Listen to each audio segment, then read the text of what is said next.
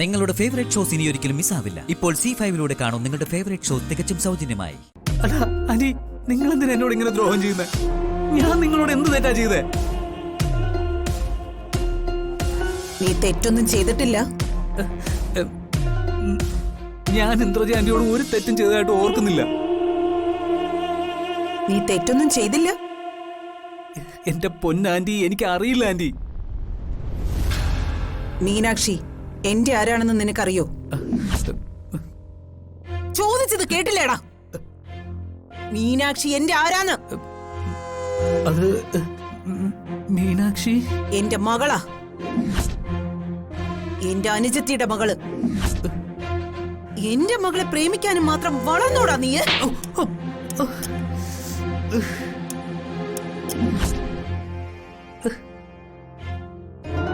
അവളെ കെട്ടാനുള്ള ധൈര്യം നിനക്കുണ്ടോടാ? ഇവനെ കാറിന്റെ ഡിക്കിയിലേക്ക് ചുരുട്ടിക്കൂട്ടി വെക്ക്.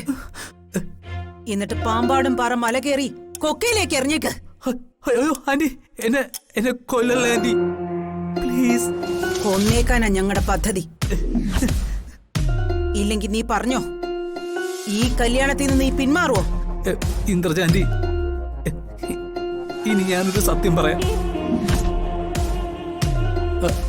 അവിടെ നടക്കാൻ പോകുന്നത് കല്യാണമൊന്നുമല്ല, ഞാനും മീനാക്ഷിയും കൂടെ ഒരുക്കുന്ന ഒരു ഡ്രാമയാണ്. ഡ്രാമയോ? മനസ്സിലായില്ല.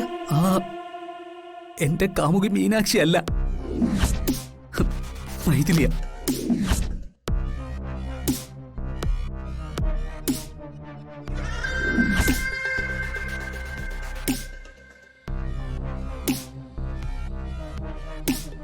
മൈഥിലിയുമായിട്ട് എനിക്ക് ഒളിച്ചോടണം.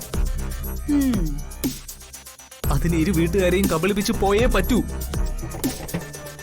അതിനെനിക്ക് കുറെ പണം വേണം, കുറെ പണം.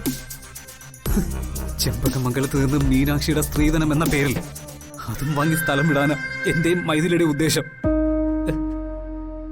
ഈ ഡ്രാമയിൽ എന്നെ സഹായിക്കുക മീനാക്ഷി, അതാണ് സത്യം.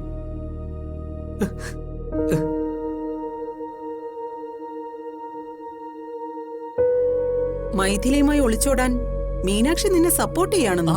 അതെ, ഞാൻ ഒളിച്ചോടാൻ പോകുന്നത് മൈഥിലിയുമായിട്ടാണെന്നുള്ള സത്യം മീനാക്ഷിക്ക് അറിയില്ല. എന്റെ കാമുകി മറ്റേതോ പെണ്ണാണെന്നാണ് അവൾ കരുതിയിരിക്കുന്നത്. അത് ശരി, അപ്പൊ അങ്ങനെയാണല്ലേ കഥ? അതെ. ചരിത്രം ആവർത്തിക്കുന്നു, മറ്റൊരു തരത്തിൽ. അതാവർത്തിക്കണം.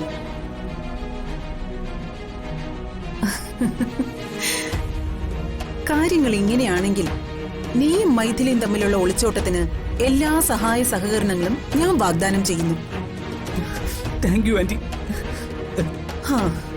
ഇവനെ വിട്ടേക്ക്.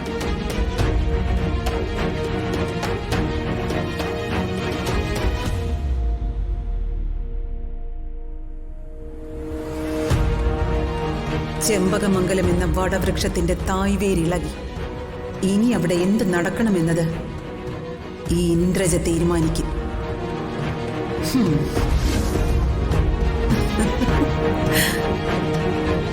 ഡൗൺലോഡ് ചെയ്യൂ C5 ആപ്പ്. കാണൂ എല്ലാ എപ്പിസോഡുകളും സൗജന്യമായി.